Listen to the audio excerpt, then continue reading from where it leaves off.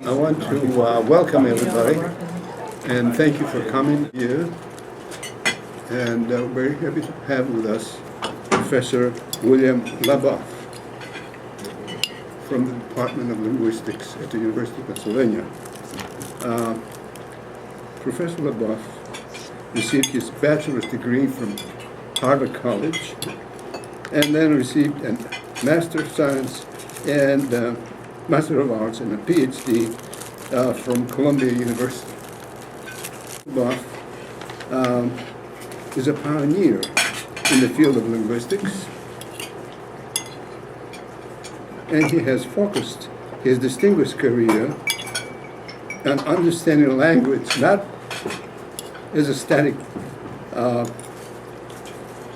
structure, but as a dynamic social system, one that is continually moving, changing, interacting, and working. I would like to ask Professor Labov to give us his talk on sound change in Philadelphia, new light on an old problem. Professor Labov. Thanks, John. I've been around here at Penn since 1971. I came from Columbia. And my trajectory would be interesting to those of you who remember the way the school used to be. First laboratory that we built was in Eisenhower Hall, just where the president is sitting now. And then we moved to the MBA house, which was an old beat-up house opposite the old bookstore. And then we moved behind the nursing building to Blockley Hall, up on the 11th floor, which was a pretty far out, dangerous territory for many people. It's hard to be able to come up at night. And then Dean Kelly bought up that whole building for his business, and so we moved to 36th and Market, which is the Children's Hospital now. The hospital again bought us out, and we moved up to 37th Street and Market. And then they found the rent was too high, so we moved down to 36th and Market, where we've been happy for 2 years. And now, the university's found a lovely place for us, right next to Eisenhower Hall, where we started out, 38 or 10. A nice whole building. So our laboratory where we study language change and variation is very happy. So Penn has treated me very well, if somewhat like a migrant, but in each case they solved the problem. My loyalty to the University of Pennsylvania is close to maximum. I came into this field from industrial chemistry, where the most important thing to do was to write down what you said before you did it, so that you had an exact record of what you're doing. And we also were convinced, at the end of the day, that there was a real world that you were up against. If you sprayed a panel with glossy glue and came back 6 months later and found it was cracked apart, you knew that nature had proved you wrong. And when I decided to go back to academic life, I drew upon some of those skills, the people I worked with, and the quantitative experimental approach that I took. And I got interested in an old hobby, interested in the English language. The way that people used to gather information on language was by going to the library and reading what was written. And then we developed a modern linguistics, a simple approach. You just ask yourself, can I say this sentence? Is it right? Is it acceptable or not?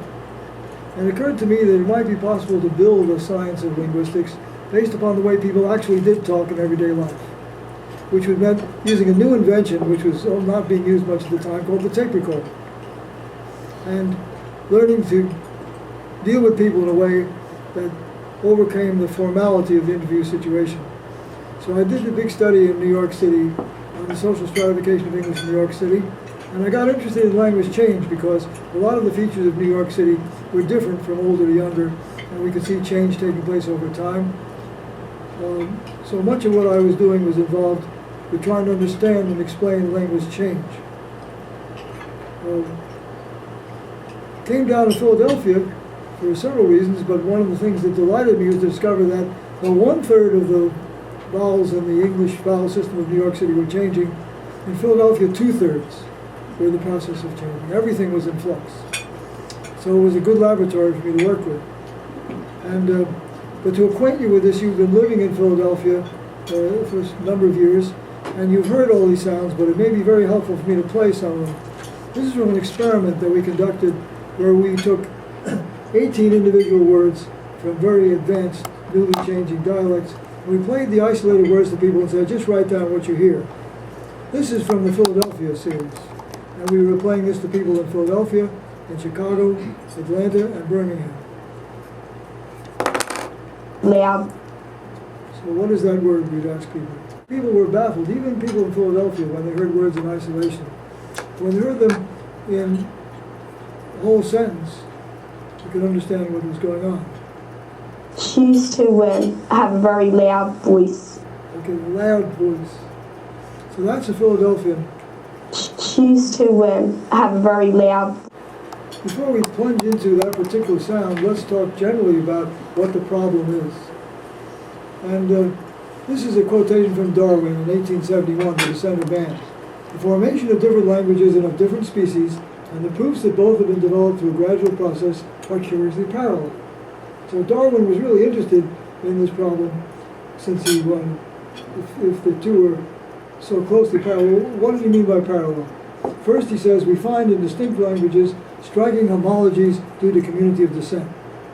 And secondly, analogies due to a similar process of formation. And the manner in which certain letters or sounds change, or others change, is very like correlated growth. We have in both cases the reduplication of parts, the effects of long continued use, the frequent presence of rudiments, both in language and species, is still more remarkable. So, for example, in language we have kith and kin. Nobody knows what kith is. It's like the appendix to language. It's an old word that means exactly the same as kin. Languages, like organic beings, can be classified in groups, under groups. They can be classified either naturally, according to descent, or artificially by other characters. Well, here's a picture of the end result of what Darwin was talking about. This is our latest family tree of Indo-European. And it's a very elaborate branching structure. And the idea is that at some time in the past, all these languages were mutually intelligible. They were slightly different dialects of the same language. And today, we have, up in this branch, Hittite, which is extinct. We have Latin, Oscan, Umbrian are extinct. Old Irish. Down here we have Greek, Armenian, and down here the Indo-Aryan branch of Vedic, Old Persian. And then over here, Slavic group, and over here, the Germanic group. And this tremendous diversity is a result primarily of sound change, the changes in sounds. So,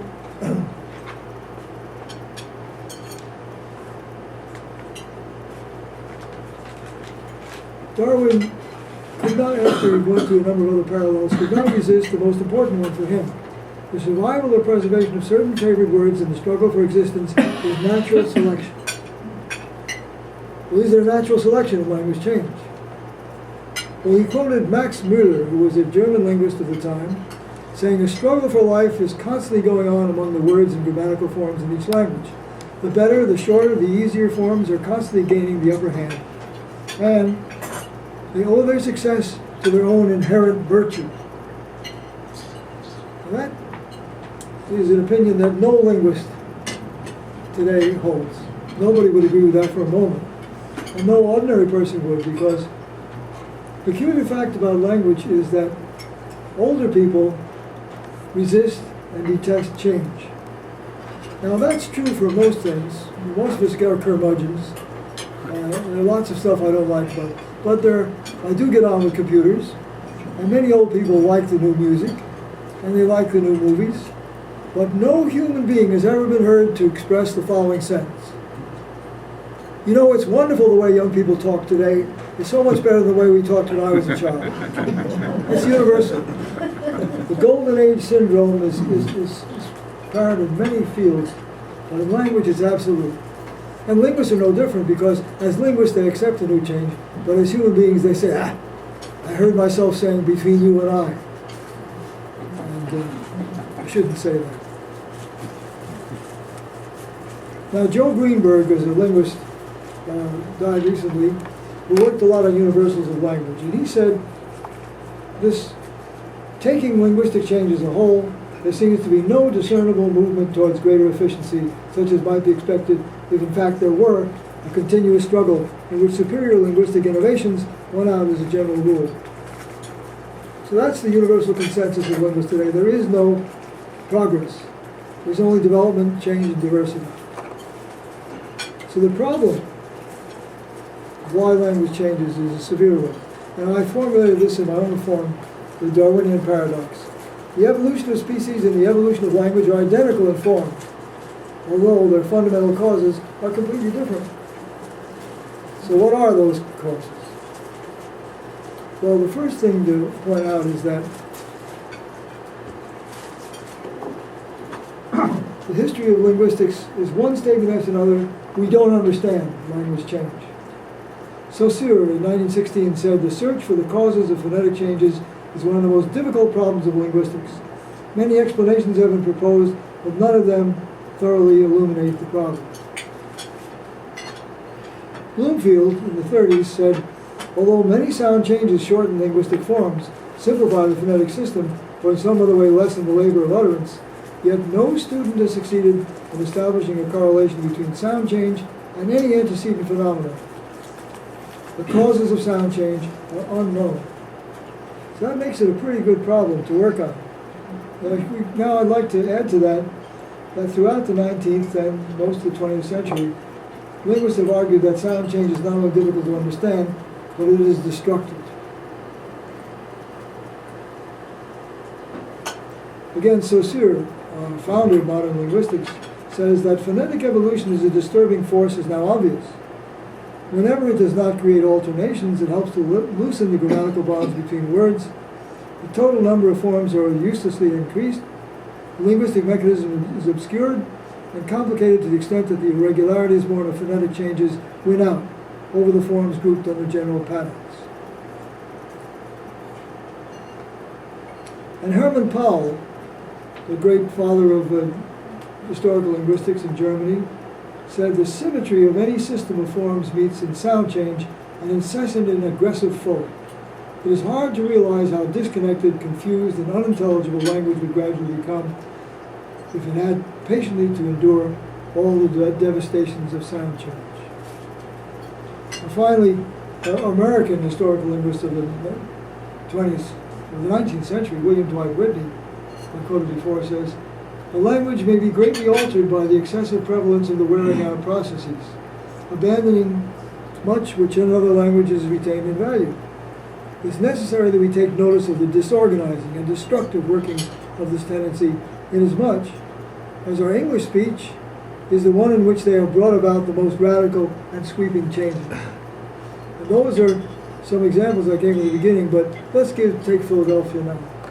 To Philadelphia, the word crown and the word crayon are identical, no matter where you grow up. Here's some quotations from Natural Misunderstanding, which we collected. We have a collection of 950 natural misunderstandings, because many people say, "Oh, well, what difference does it make if this particular sound changes? Context will always tell you what you're listening to." Here's an example. Brian Kay from the Philadelphia suburb says, "You know what else there is in eastern Pennsylvania? The Crayola Crown Factory." And Sherry S. from Chicago is sure that he's talking about the Crayola Crown Factory. Laurel M. from Philadelphia, having looked up the name Stephen, says, "Oh, it's from the Greek for crayon." And Gene F. from Philadelphia says, "Right, crayon." But somebody is there who's not from Philadelphia, from Cincinnati, Kyle G. says, "What, crayon?" And Gene F. says, "No, crown, like a king wears." "Oh," says Kyle, "crown." So this struggle over the word crown is because the sound of "a" and the sound of "o" combine as crown becomes the crayon. I'll make this more plain. Let's take another striking example. If you walk into New Balance stores, and you ask for New Balance shoes, nobody will hesitate, because in Philadelphia, bounce and balance are pronounced the same. Here's Jeffrey from Philadelphia. He says, "I want to see if the payroll sheets bounce." And Corey from New York is sure that it said, "if the payroll sheets bounce." John M. from Philadelphia says, "You meet two kinds of people in life, some can balance the checkbooks and others some can't. Only what he says convinced Mark Kay that he meant bounce the checkbooks. And here's Larry B. from Philadelphia, who's speaking to his 4-year-old son, Jonathan, and he's saying balance. And Jonathan starts going bounce, bounce, and begins to bounce up and down. So these are 3 of the hundreds and hundreds of confusions that we get as results of sound change. Well, isn't that more of a consonant than a vowel thing? We're leaving out the L? Yes, the L is involved in here. Philadelphia is unique in that in many parts of the United States, L at the end of the word is not pronounced as a consonant. So people say gold with G-O-A-L, and L from L. But in Philadelphia is the unique city where L between 2 vowels disappears. So that's contributing to this. So balance is pronounced bounce. So who's to blame? When people talked about the destructive character sound change, they were anxious to find out who these criminals are who are changing the language. So William Dwight Whitney said, the wholly regrettable inaccuracies of heedless speakers, their confusion of things which ought to be carefully held apart, their obliteration of valuable distinctions, all these are part and parcel of the ceaseless change of language. But only that part against which the best public sentiment, a healthy feeling for the conservation of linguistic integrity, arrays itself most strongly. So if we are good, we will stop changing the language, and it's only some heedless speakers who are doing it. Again, he said, such phonetic changes are inevitable and creep in of themselves. That's only another way of saying that we do not know who in particular is to blame for them. Offenses needs must come. There is always that man by whom they come, could we but find him out. So it's clear that from Whitney's point of view, the solution to sound change is what the Germans call the final solution. Get rid of the people who are changing the language, it'll be okay. And that led to the belief that sound change sprang from the lower classes. Drunkards in the rolling in the gutter and paying no attention to the way they should speak. But it gave us a clue to saying the problem of why language is changing is very difficult. Why don't we take a shift away from why do sounds change, and ask the question, who are the leaders of linguistic change? Who's doing it? This might give us some clue as to why it's changing. And here is a little map of our favorite city. These are 60 people that we engaged in telephone surveys throughout the city as a first step. Where a major study was a series of 10 neighborhoods, and 6 of them are illustrated here. Number 1 was a lower working class neighborhood in Kensington. The oldest Irish settled area in Philadelphia is Kensington. And this was a place called Hurley Street. And then we also did a long-term study in the middle working class area of Pennsport, down by 2 Street. And then thirdly, an upper working class area in South Philadelphia, which is much more prosperous than 2 Street, largely Italian. And then a lower middle class area in Overbrook, which was largely Jewish. An upper middle class area in King of Prussia. What year is this? This is 1973 to 77. The first study. And the upper middle class area in King of Prussia. This was a new community where it been inhabited half by upper middle class chemists and salesmen who moved out of Philadelphia, and half coming from other parts of the country. And finally, an upper class study done of the truly 20 upper class people in Chestnut Hill and neighbors. This was carried out by Tony Kroc, who is now our chair of our department, and does quite different things. Well, I want to give you some idea of how we're going to talk a lot about measurement, because numbers are going to be important here. So I want to give you some idea of what we're measuring. This is a spectrogram. The upper part is the waveform, in which we have time and amplitude, and then the lower part is a spectrogram where we go from 0 to 5,000 hertz and see the amount of energy contained of those different harmonics. Down the street, down the street, down the street. And what you're seeing here is the concentrations of energy in the lower part of the spectrum, which we call the first formant, and then here's the second formant. And the positions of these two series of red dots, which represent a mathematical way of finding the central tendency of this concentration of energy, determines the quality of the vowel. And you can see it's a diphthong. It changes all along going down here, down the street. Now, to produce a Philadelphia sound of down, if you wanted to claim that you're a native Philadelphians, you pronounce the word down by saying day and then on, away. But not the on of New York, but the on of Philadelphia, on. So if you say day on or down, you come out with out sounds of down. But what I've done here is to produce 4 different characteristics of this sound, mapping the way it usually goes.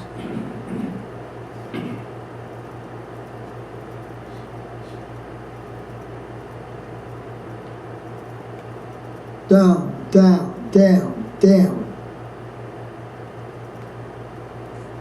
So, you can notice that at the beginning, this second band of energy, or formant, right here, is at 1425 hertz.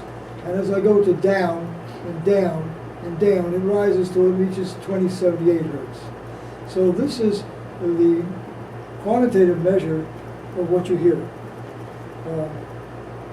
The techniques that we used to use in this originally were an electromechanical device called the sonograph, where it might take 5 minutes to make one such demonstration if you were lucky. But gradually over time, methods of doing this have speeded up through computer software so that we can do this very, very quickly and produce much more data than we used to be able to do. And as a result, we can map the number on the vertical axis is that measure of the second formula we're talking about. It goes from 1500. If you said down, it would be at 1500. If you said down, it would be up to 2050. And you can see that if we look at the mean values for age ranges over time, the younger you are, the stronger and the more pronounced the sound change. That's a change in what we call apparent time. It's been confirmed by many other studies, points of real time, and we now know that that is actually what is happening in the population. Now, the question of who is doing it is partly solved by looking at this graph, which shows you the curvilinear pattern in which the lower working class, middle working class, upper working class, lower middle class, upper middle class, and upper class are arranged. And we see that the strongest development of the local pattern of Al is not found in the lower working class, not found in the upper class, but in the centrally located groups you see here. And this is the characteristic sound.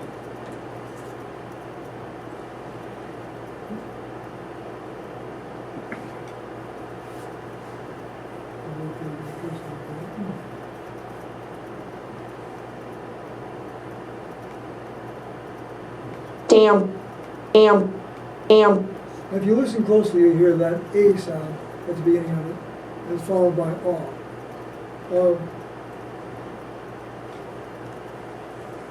Now, here I am plotting a scattergram of all 112 speakers that we studied in this, these neighborhood studies. And you can see that the blue line is the partial regression line for sex, the blue are the females, and the red are the males. And you can see they're parallel. The females are somewhat ahead of the males, and they're following this upward path steadily across the age band. Now, the question that first of all, the question as to whether men or women are reading linguistic change is a very interesting one. It's been pretty well solved. About 90% of the sound changes that have been studied throughout the world following these studies, women are ahead. There's a small number in which males are the leaders, but they're an exception.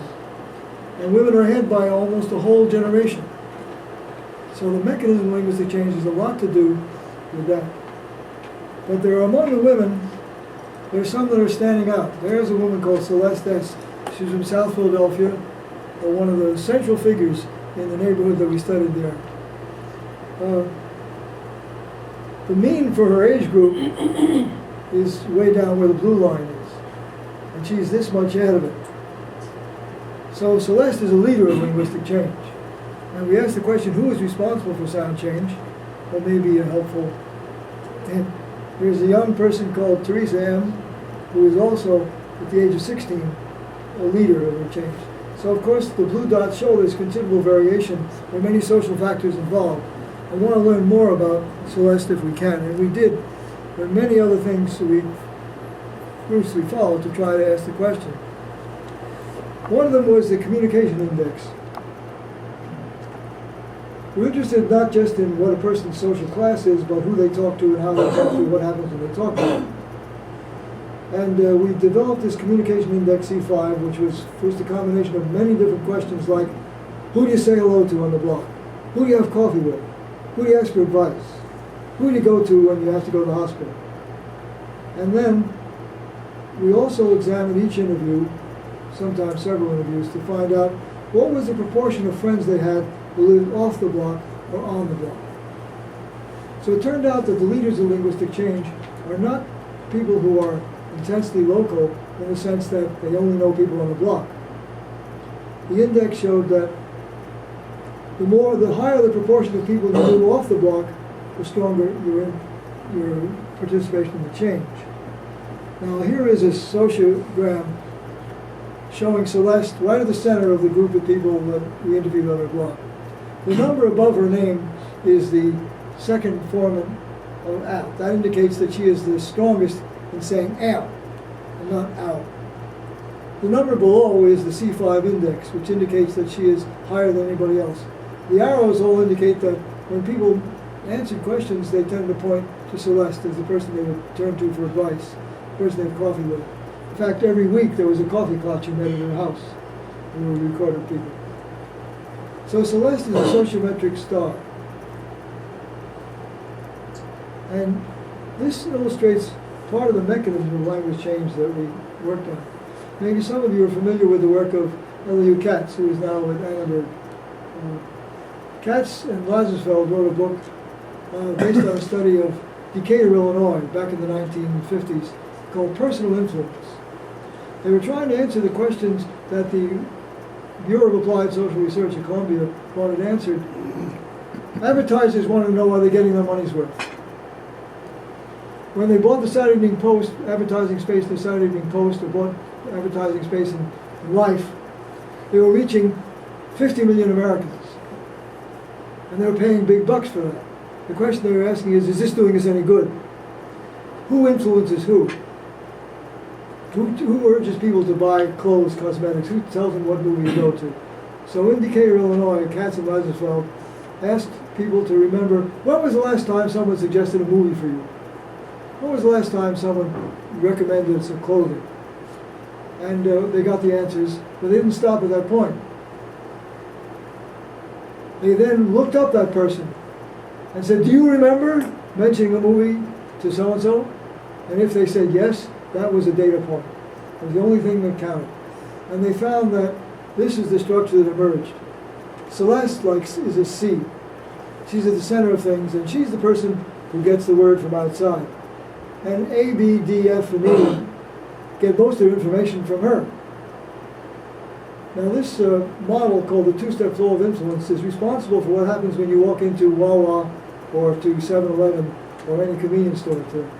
What you see is a rack of hundreds of magazines devoted to special interest groups. You don't see any general purpose magazines that reach everybody.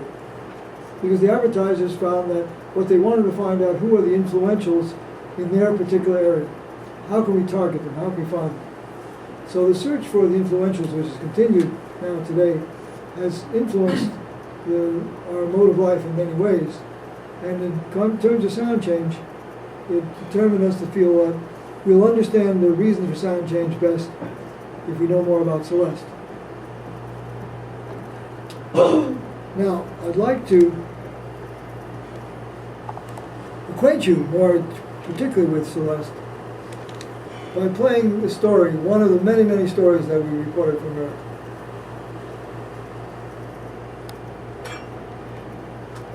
My mother used to send, I used to go to movies and she used to send a couple of boys up the street to watch who I used to be in the movies with. Did you really? Oh, yeah. But we were in cahoots, the boys and I. Yeah. That's the only way you could get out of it. Or like I would date. And like my father would say, where are you going? Well, Daddy, now look, Georgie's going to take me, Georgie, down the street. See, and Daddy thought, oh boy, she's safe with George. Sure. So Georgie would go his way, and I would go my way. She didn't have brothers. And then we would meet. See, at a certain time, I said, Georgie, please, Georgie, don't do that to me. You better be there. He'd say, don't worry, because his father was just as bad as my father.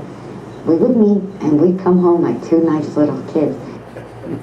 So what you see from Celeste is she comes from a very conservative Italian family. The father is the absolute rule, but she deals with it. She deals with Georgie. She is a person who can deal with almost any situation, and here is a continuation of the story. Billy, you should say when this was. Oh, 44. this was, she's talking about the period of World War II, and the canteen, USO canteen.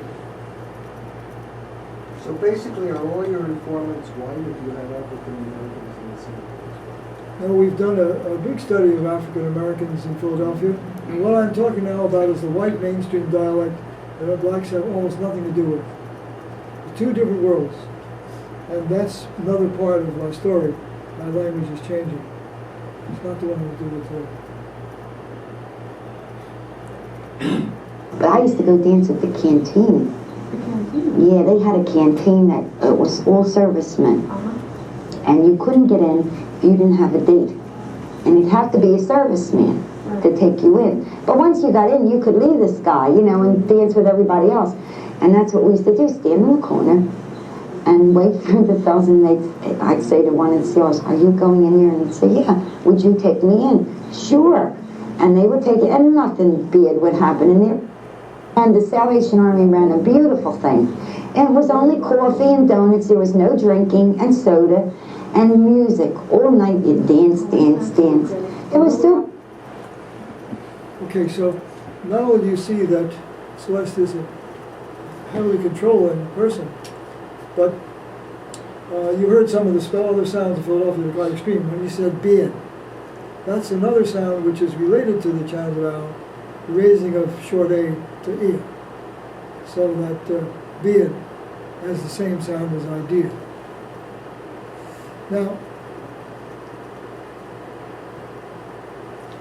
so much, let me just close this point and say, that's given us one answer to the question as to who is changing language. The leaders of linguistic change are generally women of recently arrived ethnic groups, usually second or third generation, upwardly mobile, people who are heavily engaged in the community and who are intolerant of what they see as injustice or violation of social norms, who take action to correct it. They're activists in that sense. Now, we have some reason to think be confident in this because it doesn't apply just to studies of American English. One of my students, Nilüfer Hayeri, did a dissertation in Cairo Arabic. And when she described, quite independently of me, the leaders of linguistic change in Cairo, she had exactly the same terms. They were women who defied their parents' injunctions against women working, who insisted upon going their own way, and resented all the prohibitions against women playing a major role in social life. So I have some reason to think that this is correct. And if that's so, then we'd have to argue that though language change may have a destructive influence on communication, it's doing some very important work in terms of it's indexing local identity and local solidarity. So this picture that you see here is another scattergram of the same sort, but here I've shown social class instead of sex. And this light blue line, you can see it right up here at the top, is the leading group, the upper working class. And down below is the upper class, down here.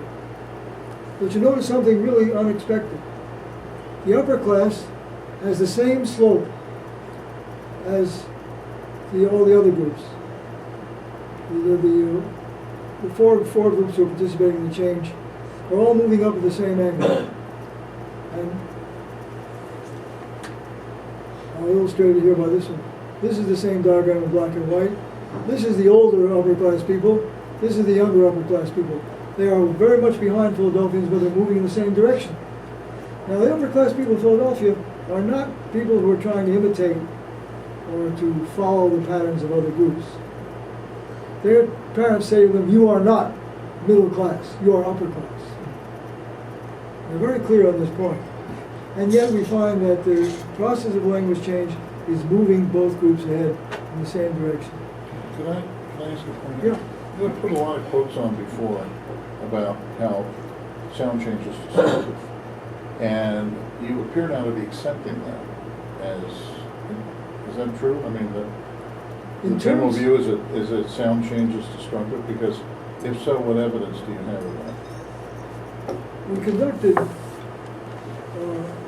the study of natural misunderstandings was only one small part. We did a study of cross-dialectic comprehension where we took advanced speakers from Chicago, Philadelphia, and Birmingham. We recorded them, and then we played the individual words to people from their classmates and group in those two cities, and we see if they were capable of understanding. There's enormous difference between the local group people and the Philadelphians and the out-of-town people. But the net result was to show that the changes that are taking place in sounds interfered seriously with people's ability to identify words. In context, of course, there's always some recovery, but even then, some 40%, well, the example, let me give you an example. I played before the example of layout. When they heard the whole thing in context, there's still 20-30% of the people who cannot believe that that represents the word loud. So in terms of its effect upon communication, there's no doubt that the 19th century was on the right track. So there must be some compensating forces that are driving the system. There must be factors by which sound changes are indexing certain social values which are driving the system. So that's one conclusion that we came to. And the characterization of Celeste is to indicate some of those positive qualities that are identified with language change. But the thing that is most mysterious is though Philadelphians are very different in how they say the sound, they're all moving in the same direction. And I want to illustrate that with the second sound, which I'll deal with rather briefly, the tensing of short A in Philadelphia. If you say, how do you say the word cat in Philadelphia? Most like anywhere else.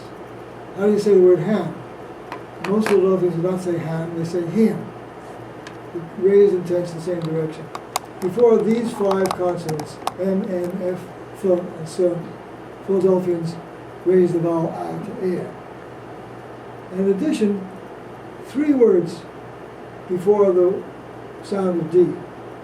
Mad, bad, and glad. So this is a pattern which has to be learned by someone who moves into Philadelphia. Now our question is, how uniform is it across the city? Do the upper class people, the middle class people, the lower class people all have the same system? And this is the answer that we came to. This is 112 adults, spontaneous speech. 143 examples of bad. All of them had this tense sound of air. 73 mad, 18 glad, and 1 exception that said glad. But the words sad and dad and many other words are all pronounced as a. Well, how is such a pattern transmitted across the city? Here is a vowel system in which this is a plot of the vowels of a woman that we studied in the Atlas of North American English. We've included Philadelphia in our largest study of all North America. We recently published an atlas which shows diagrams of this sort. Well, that's much too complicated to show you that sort of 14 different vowels. So let me just show you the measurements of all the air words. The triangles pointing down are the tense class of air. So she says pants, bed, lamb, ass, bathroom, fasten, rancher, and so on. And the other words are all with a few on the margins. So the red squares are and the triangles are air. So we'd like to know how uniform this pattern is across the city as a whole. And up to now, you saw that with 112 people, we only had 143 examples of bad. So it's an average of 1 per person. And this year, we have developed some new techniques of measurement using our phonetics lab here has developed a technique of aligning an hour's worth of speech automatically showing you where the consonant vowels are to be found. And then we have another program that goes to each of those words and automatically measures them without any of the adjustment due by hand. So that in an hour, we can generate this pattern. That's 7,111 vowels of Gene H, 60 years old. So the question is, what can we do with this new technology? That nothing, you can learn nothing from this. It's just a nice triangle. Nothing to be learned from it. But if we separate out from Gene her as, we find that before D, she has some 20 odd words that are tense and some 20 odd that are lax. The question is, how tightly does she stay with this Philadelphia pattern, which distinguishes mad, bad, and glad? Well, here is the words that she used. Bad, bad, bad, bad, bad, bad, glad, bad, bad, bad, bad, glad, and madly. And down there you see dad, dad, had, dad, dad, dad, dad, dad, dads. So the pattern is absolutely compelling and transmitted across generations and across neighborhoods. There are people who correct the pattern when you say, I shouldn't talk like a Philadelphia. But for those who use it, it's absolutely uniform and it's learned by children. I have a question. Yeah. The groups that you have listed here, they're socioeconomic Yeah. primarily. What about the influence of level of education? High school, college, and also professional, like a teacher, Yeah. and versus a lawyer, let's say. Do these things are influenced at all by these other things? Yeah, the measure we use of social class combines three things. Occupation, of which professionals are the highest group. Education, where college education would be the highest group. And house value, which we get from the census. Usually they fit together very tightly. Occupation alone is the best measure. If we were to use any measure of social class by itself, it would be occupation. But there are a few individuals that don't match. Like a plumber who's earning a lot of money and lives in a very fancy house, but has a 12th grade education. And those people frequently show differences in the pattern. But many of the work, much of the work now done on social groups, we want to go beyond those social class stratification. And here's one example. At present, in our studies of neighborhoods, 2 neighborhoods in South Philadelphia, we're finding a big difference between people from the local neighborhood who go to Penn and those who go to Drexel and Temple. Nationally oriented universities have a much more profound effect upon your language than local universities, even though you may get a PhD from both. So there are, a new dimension has recently been opened up in regard to this study we're trying to answer. Now finally I'll deal with something rather striking. I didn't mention the letter L when I talked about raising an A. Older Philadelphians would say pal, personality, Italian, with a low A. But recently a change has come to the community. And words like this have been affected by this change. So here is an older woman that we interviewed in 1973 called Marie Costa from South Philadelphia. And you see that The triangles represent all those words that are tense, and the red squares represent the ah sound. And I've showed her the ah sound only the words before L. So she said alley, Hallinan, galley, Allen, Italian, Albert, so on and so forth. There was no such effect. Now 30 years later, 2006, 33 years later, is Gene H. from Philadelphia, and I show the same diagram, and you see all these words with PAL, personality, Italian, national Italians, personality, Pale Danetti, Mallet, have moved up, so they have joined the group of triangles. They're at the lower edge because they're phonetically a little lower. So that jump was one word, personality, down the bottom. Indicates that the sound change is sweeping through the community, and in one generation has changed all those words so they're pronounced and now. So my daughter Alice is known as Alice. Now this is raised. I'll try to summarize some conclusions. The leaders of linguistic change are among the highest status local residents of the community, usually women from newly arriving upwardly mobile groups, ethnic groups, individuals with a strong tendency to intervene in local affairs to correct the violation of their accepted norms. This finding points towards the social meaning of the incoming sound change as indexical of local values. On the other hand, sound changes unify a population as much as they divide it. Most metropolitan areas are geographically uniform. Let me pause there a moment and say, up to now you may say that what he's saying is nonsense, but I'm willing to go along with it. But if I now say to you, there's no such thing as Brooklynese, I will lose all status and all credit. Because everybody knows there's such a thing as Brooklynese. The tendency in America is to label social class differences with geographic differences, because social class is not a nice thing to talk about, geography is okay. So people talk about South Philadelphia accent in Philadelphia, meaning what they really mean is a working class Philadelphia accent. What they refer to as South Philadelphia. Brooklynese refers to working class New York City speech. So the fact that the geographical uniformity of these areas, London, Paris, Philadelphia, New York, Boston, is astonishing. And how they get to be so uniform, we don't know. The sound changes sweep through the entire city at a comparable rate to various social strata within it. Now, finally, only sound changes that become salient for public discussion will differentiate the population. How this uniformity is attained is at present unknown.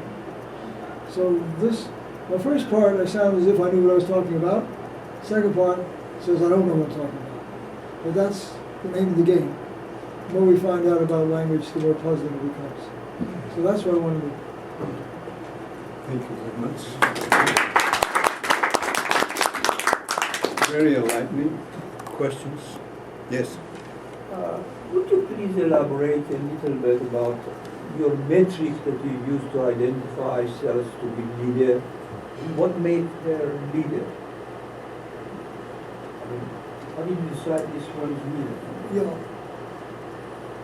The leader, generally, the sociometric diagrams developed first by J.L. Marino have been very effective in answering that question. You ask a bunch of kids, originally, who are the 5 kids you'd most like to sit with? And when you put together that diagram, it forms a very regular pattern. And a lot of studies have shown that the people who are at the center of such choices are also models of behavior. Now, in the case of Celeste, I can't show you how she's influencing the language of people around her, because that would be a study, it'd be very difficult, that probably occurred years ago. But I can show that she's a social leader. In 5 or 6 in a chapter of a book dealing with this, there's at least a dozen different cases where she has entered the community, objected to the way things were, and changed it. So there's no question that she's a social leader. Now, some studies being done by Penelope Eckert of a similar sound change in Detroit use sociometric diagrams quite effectively. And there she's able to show that same way, the people who are the leaders of particular social groups, who are the center of it, are also the most advanced in the use of the sound changes. Now, the actual act of influence, to show that someone is copying their speech when they're meeting another person, that still escapes us. We haven't been able to do studies fine-grained enough that we can actually see it happening. We're looking at the end results of linguistic influence. The actual process of influence is more difficult. But some people have been doing laboratory studies where they play people different sounds. And, well, one study in New Zealand, for example, identified a person with Australia and played a lot of sounds and see what influence it had upon the repetition of those sounds by someone else.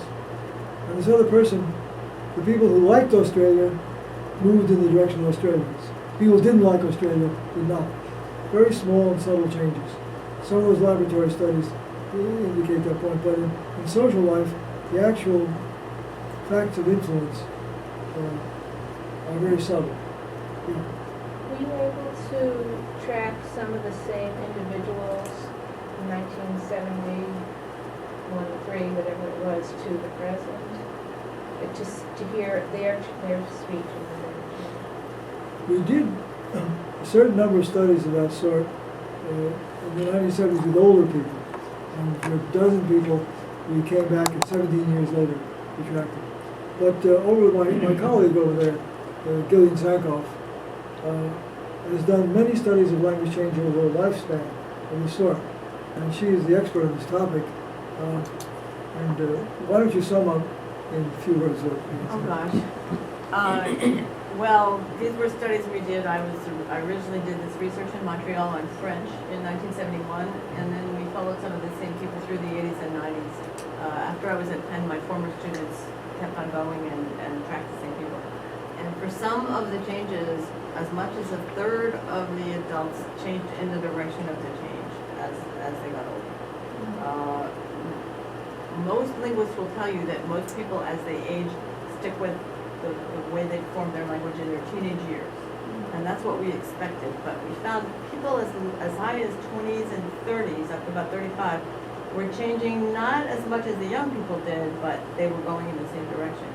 So that's a brief snapshot. But yeah, that's mostly what I've been working on is longitudinal studies of the same people. It's an important question because what I showed you were age ranges was interpreted as change in what we call apparent prime. And the upshot of all these studies that do this is that people don't change very much after 17. They change a little. A few individuals we show, but mostly it's a small change. I'd like to get back to this destructive issue, if you don't mind. I understand the work that you're doing here is essentially of a positive nature, not a normative nature, and yet the concept of destructive certainly is. Now, normally, if we were to take that simple meaning, we would say, well, how come everybody in the world seems to be doing something that's destructive? It strikes me that something else is going on here, and it doesn't fit into this normative concept of destruction. It wouldn't appear to, at least to me. It fits into something else.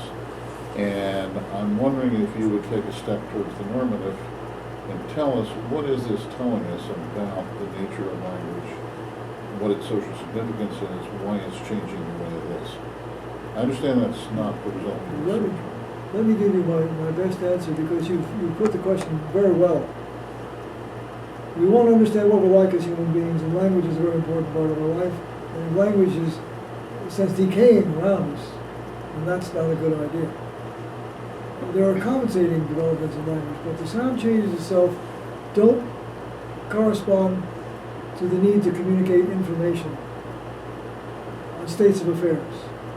However, I, like many other people, have been studying the evolution of language and what we can find out about how it began, and it's clear that there are many other functions of communication which are being carried out by human language, which are used by animals. There's Robert Seyfarth and Dorothy Cheney have done studies here of vervet monkeys and gorillas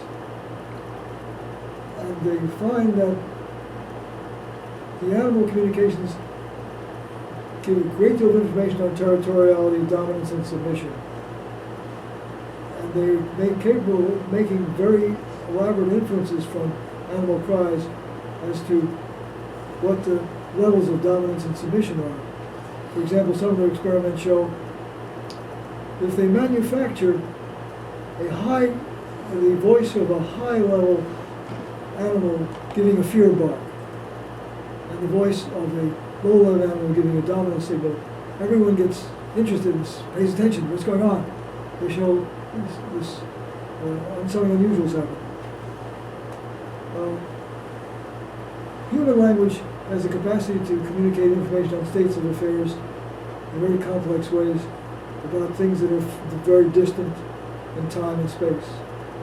Animal systems do not have that capacity. However, it seems clear to me that human language also conveys some of the social information which is conveyed by animals and is incorporated into our communicative system. The first study I did was in a place called Martha's Vineyard, which many of you may know, little island, and I noticed that younger people were tending to say, right about now, as older people say, right about now. And I traced this sound change throughout the island and associated with positive attitude towards the island. If you were going to leave the island and go to Rhode Island or to New York and for a living, you tend to say right about now. And if you were going to earn a living as a fisherman or a local merchant, you tend to say right about now. And by the way, I went back to the person I interviewed in 1963, and 50 years later I interviewed him, and he was pronouncing right about now in exactly the same way. Maybe we came from Canada, from Well, Nova it is- Scotia, It is the same and the sound change. Scottish Canadian. Right. It is the same sound change, also found in Virginia. But it was not a contact with Canada which led that, but it was my analysis, which is widely accepted now, had to do with local identification with the island and the local rights and privileges which come from being local. And my other argument was that professors do not get credit by being local.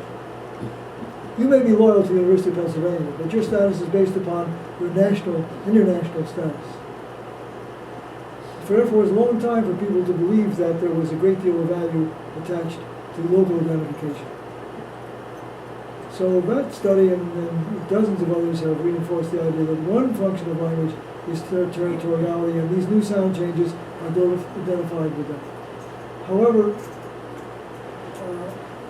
as time went on, I came to the conclusion that had slightly been overdone, because some of the sound changes they were talking about have swept across all of North America. And one in particular influences all the cities around the Great Lakes. There's a huge sound change that is affecting people in Rochester, Syracuse, Buffalo, Cleveland, Detroit, Gary, Chicago, Milwaukee. All those people are doing the same thing. And they're not in face-to-face communication. So the problem of accounting for the sound changes that lead to this rotation and change of thing has not been solved. And what I'm working on now is trying to account for these large-scale influences that make Philadelphia as uniform as it is. These other larger areas, you can say. Yet, one answer to your question still comes back to the fact that language is doing several different things. It's organizing face-to-face relationships, dominance and submission. Social distance from people is determined by your language. Yes. You're dealing with the auditory, linguistic, communicative systems. Is it possible that at the bottom of it all is the physiology of these systems? The complexity leads to a lack of precision. I mean, at a very mechanical, physiological level, as opposed, say, to the visual, which is perhaps, maybe I don't know what I'm talking about, but it seems to me that there's a greater precision in the visual than in the auditory. Because maybe with speech, there's the larynx, the pharynx, the palate, the tongue, the lips. It's terribly complex. So there's variability. And this is like with Darwin, the basis of evolution is all this variability. And there's a selection out of the variability. Well, in communication, you point out all kinds of sounds. The same thing sounds different to different people, and then the people select by a very complex system, I'm sure. But what I'm saying is that what you're talking about is peculiar to the physiology of the hearing, of the auditory system, and of the speech system. There's a variability there, and there's selection from this variability that you don't get, say, with the visual. You know, I think that you're right on target. That's one of the reasons that we're going to studies of 10,000 balls rather than 300. Now, Harris Savin, who was in the Department of Psychology here, said to me, maybe one reason for this continual change is that people can't hit the target accurately that they hear. So he said, suppose you pronounce the word and ask a person to say, repeat it, and play it back to him and say, repeat it again and again and again. Would that mismatch or that lack of precision lead to change? So far that has not turned out to be, it's an experiment I still hope to return to. But the variability of the sound system is illustrated in some of those diagrams that I put up in front of you. This big cloud. We're very happy now that our new automatic measurement, when we show one thing at the upper edge of the cloud, it sounds different from the lower edge of the cloud. So we're mapping that variability. So you're absolutely right. It is the wide range of choice you have in producing the sound. The question is... And the hearing, the perception of the sound. Perception of it. And the question, so one of the things we have to do is normalize. Now, for example, physically speaking, if we map the Hertz values for a child, a woman and a man, they're completely different, even though they sound the same. So we have a procedure of normalization which the ear goes through, which means the child's at sounds like the adult at. But it may not be quite precise. And one of the reasons that women may be different from men may have to do with this lack of normalization. So I've come up with certain general principles saying that we don't know exactly why sounds change. But if they change, long vowels will go up and short vowels will go down. Back vowels will move to the front. So right now, to illustrate how this works, throughout North America, you could ask hundreds, thousands of children, what does a ghost say? A ghost used to say, boo. No more. Ghost says, boo. Everywhere through North America, in every community, the whole country, ghosts are saying boo. And I do when you get married. That's part of the range of permissible change. I do and I do still fall within the same range of understanding. I haven't violated the boundary from another category. What is puzzling to us is when this change and this instability crosses over the boundary so that crown sounds like crayon. And we begin to lose the distinction. Now, the biggest single difference in American dialects is the pronunciation of cot and caught, dawn and dawn. I'm sure that over half the people in this room say them the same. Anybody here say cot, C-O-T and C-A-U-G-H-T the same? That's one. Anyone else? A lot of Easterners. D-O-N, D-A-W-N. Well, our atlas shows, I know, so that 2/3 of the people geographically in the United States make them the same. So sound change has led to the loss of the ability to distinguish D-O-N and D-A-W-N. You say them, Joe. Canada, all Canada. So the variability that you're talking And about California. is certainly a mechanism that's permitted by the lack of precision of the apparatus. The fact that people will understand you if you say do and do. But when it crosses over and collapses two categories, then we are faced with a different situation. And we're talking about New York accent. What about the influence of ethnic provenance? You know, we have Jews, Greeks, Italians, Irish. How do they influence the particular accent? Most people thought that New York City is very much influenced by the Italians, the Irish, the Jews, and the Greeks. The study we did in New York showed that there's a very, very slight influence. The tendency to say bad is a little bit stronger among Italians. The tendency to say coffee, a little stronger among Italians.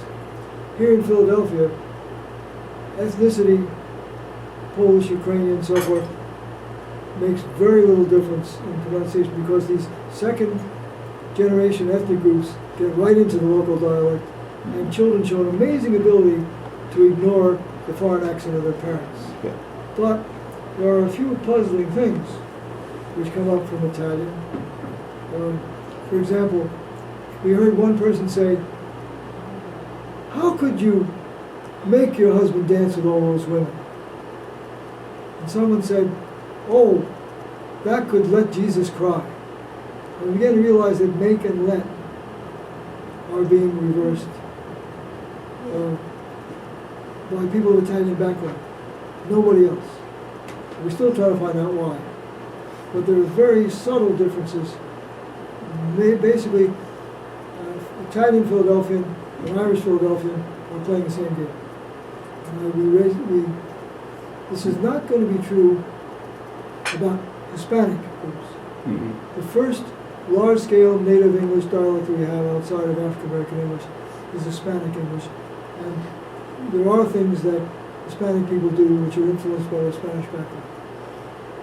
If there are no more questions, again, thank you very much. Well, thanks. Very- very